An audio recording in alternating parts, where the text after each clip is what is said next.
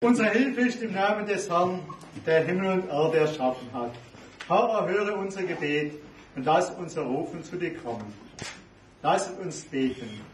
Gepriesen bist du, Vater, weil dein Sohn Jesus Christus zu unserem Heil Mensch geworden ist und uns durch sein Wort und durch sein Beispiel gelehrt hat, deinen Willen zu tun.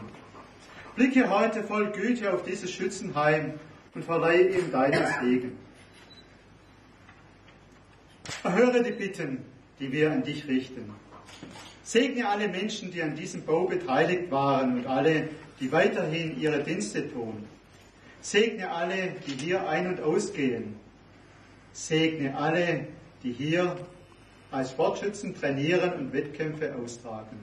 Lass alle fair miteinander umgehen und die Leistung des anderen respektieren. Schenke ihnen Frieden, Erfolg und beschütze sie vor Unfällen aller Art und in Gefahren.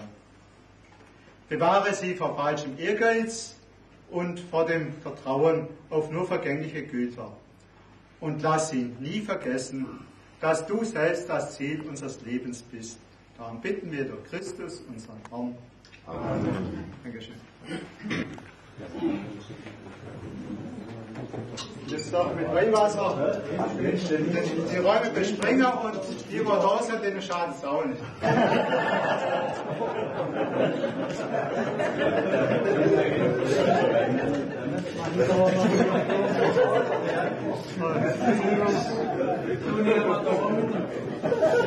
Und jetzt soll